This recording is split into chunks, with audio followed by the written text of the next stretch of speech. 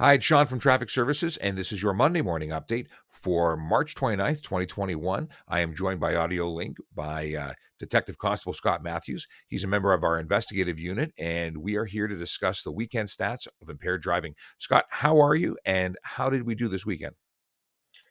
Good, thanks, Sean. So this weekend didn't do that well. We had arrested 12 people for impaired operation offenses. This is higher than last week's 9 people. Four of those drivers were arrested for impaired by a drug, and we also had a driver that told police that he had drank too much. At least he was being honest. Yes, he was. We also had 7 more drivers given a 3-day driver's license suspension for either a worn range reading or for those novice class drivers for having alcohol. Okay, so our stats have gone up from last week. That's no good. Good that we caught them, not good that they were out there to be caught. For those people who have not been listening to our previous updates, can you explain what a worn range suspension is? So an award range suspension on a G class driver, if they provide a sample that's between 50 milligrams and 80 milligrams of alcohol in 100 milliliters of blood, which is also commonly known as 0.05 to 0.08, they will get a 3-day warrant suspension. Now, if a class G2, a class G1, or a driver 21 years of age or under blows any number on the roadside screening device, they will also lose their license for 3 days. Excellent.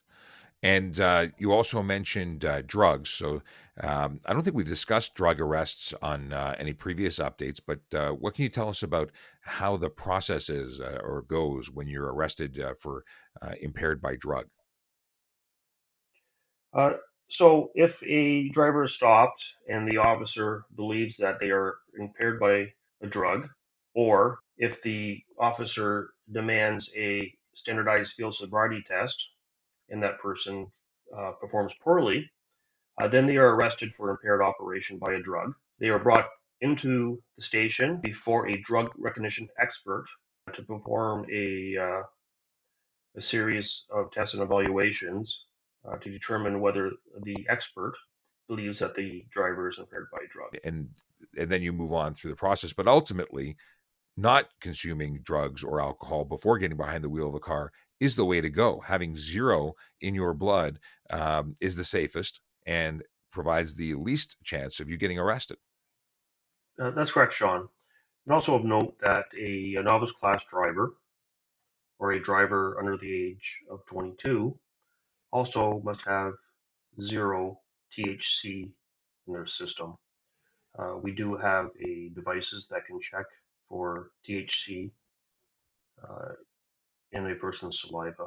And if they do have a THC present in their saliva at the time of the testing, then they will lose their license for 3 days.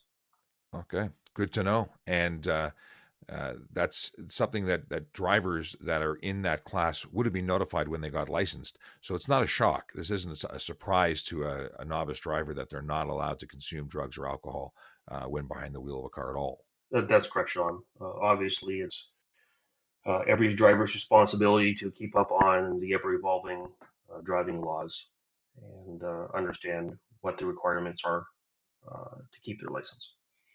I know that I've had comments made from drivers who, predate having graduated licensing. They've never heard of these things, and it's something that they never had to experience, but nonetheless is something that a graduated driver must go through. So awesome! Thank you very much for all that information.